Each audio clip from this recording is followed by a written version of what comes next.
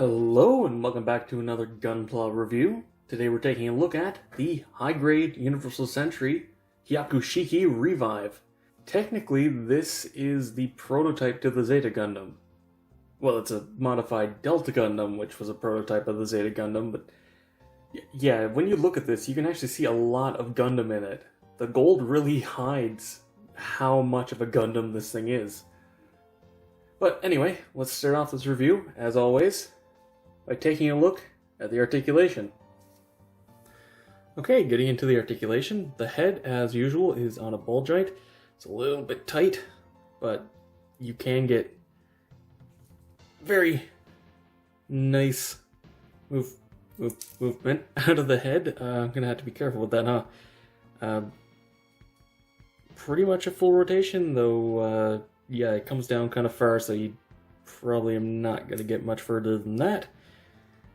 However, the neck is actually on a forward back hinge as well, so you get pretty good looking up and looking down. Then let's just get these out of the way. The binders on the back are ball jointed and also hinged. There's a little step piece in there. And they are also articulated so that they can fold a little bit. And on mine, and I've heard on other people, yeah, these joints are really loose. They'll hold a pose, but not very well. So I'm probably going to be fiddling with them a bit during the review. Now, anyway, moving on to the shoulders. There's a forward-facing hinge, as well as a ball joint. So pretty good articulation there.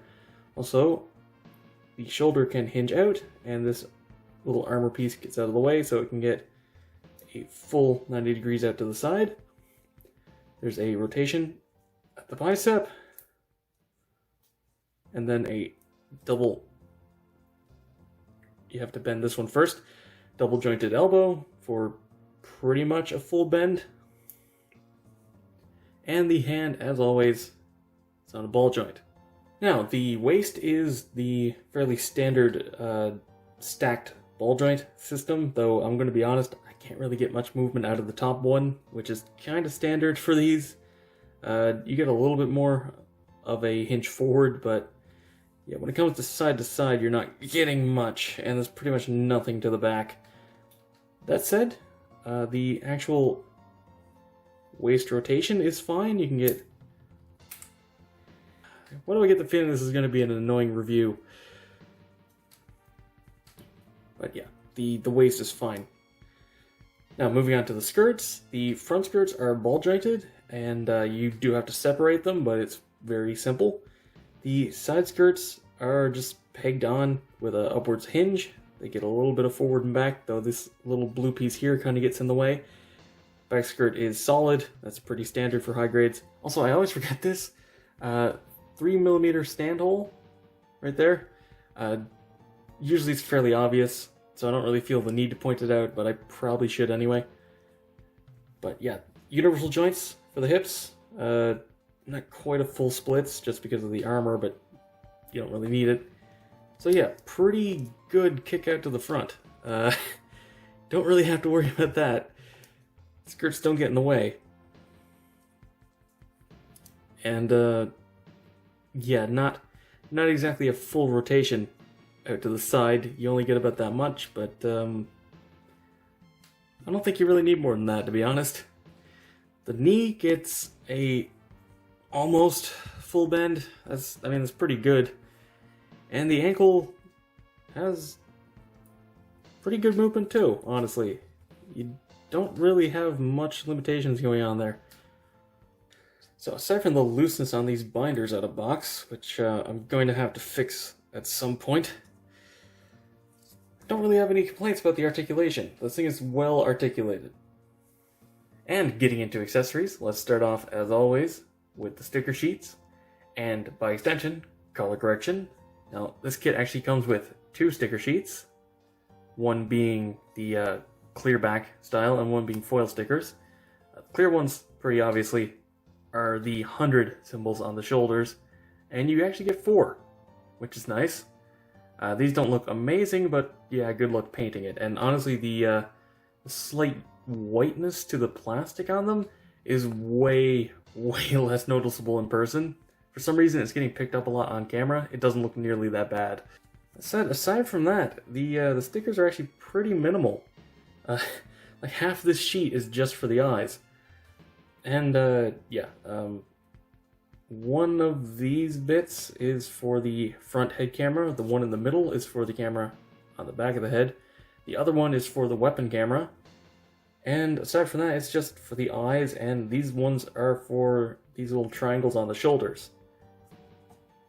And as for the eye cameras, this is because the piece for the eyes is actually sort of a smoky gray. I'm not really sure why they did that, since it's black in the series, but yeah, if you want it to be sort of shiny like sunglasses, you can do that. Otherwise, you get the sort of standard Gundam eyes in red. You also get the funny Elgheim scanning eyes that it has, as well as one that's just pure black. I went with the eyes because I swear this is what it looks like most of the time and doubles it. But I was originally going to go with the scan eyes because I can get them in focus here. Yeah, they look really cool. I do appreciate the, frankly, absurd amount of eye camera choices they have going on here. Now, aside from that, the painting on this is really minimal. There's a little bit of gray you have to do on the head. Let me actually get it into a slightly better focus. Closer? Yeah. These little lines which you could just Gundam marker. The Vulcan on the head, that little vent on the side there. I just painted black in these because that's really all it is. The actual red is color separated. They just give you stickers that cover the whole thing anyway. The gray in the vents here on the shoulder, in the little circles here on the arm, the ones here on both sides of this, and up here. Yeah, the verniers in here obviously have to be painted red, but that's not really that big of a deal. Aside from that, it's pretty much just like little tiny bits in the verniers, in the legs, and little bits of gray, including these little things on both sides of the side skirt. But yeah, the paint on this is really minimal. Oh, except for one that I keep forgetting because, yeah, I didn't expect it. The top of the chest here, that gunmetal is paint. It's just gold plastic. I feel like they could have made that separate, to be honest. But it's not that hard to paint, so whatever. Yeah, aside from that, this thing is fully color correct. Which, granted, not a lot of colors, but still, it's impressive that, you know, that in behind that is actually gunmetal plastic. Like, they actually bothered making that a separate piece. Aside from the weapon, which, honestly, even the weapons aren't that bad, but yeah, getting into the weapons. There's that last sticker, and yeah, the blue and the yellow on this is paint. Just 3 pieces of sort of gray gunmetal plastic, so yeah, you have to paint that, but it wasn't actually that bad, to be honest. Focus. There we go. Aside from that, you get the clay bazooka, which doesn't even have to be painted, it's just fully color correct.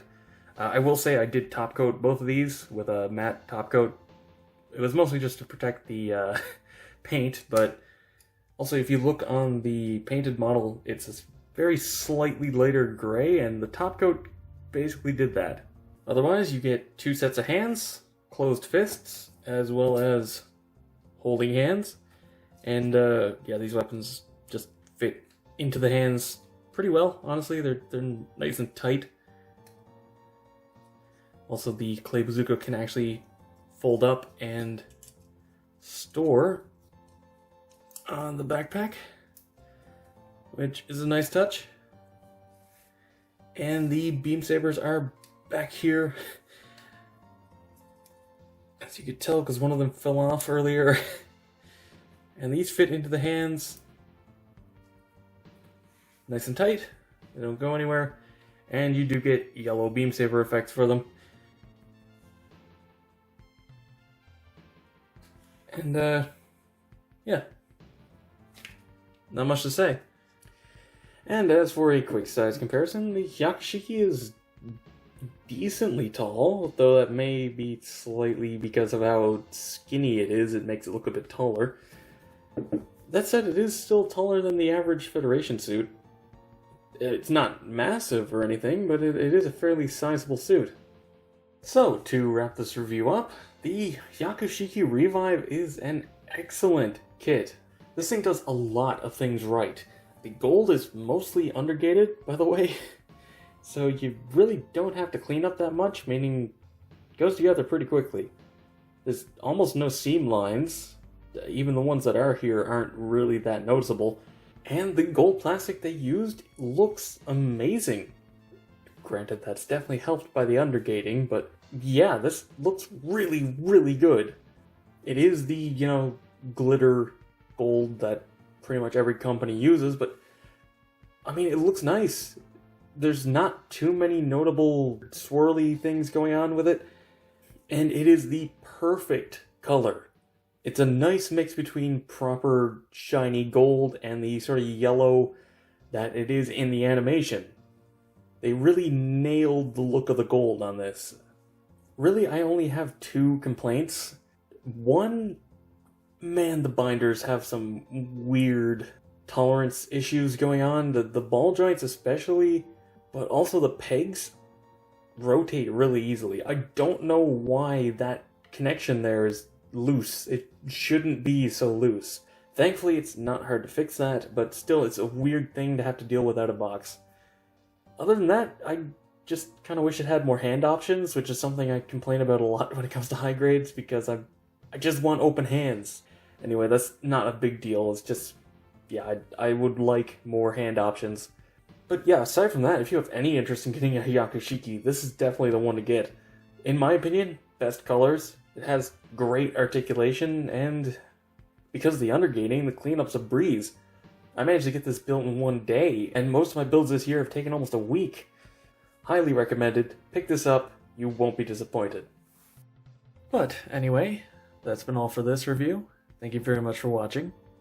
Be sure to let me know what you think down in the comments below. If you enjoyed the video, be sure to give it a thumbs up. It helps a lot.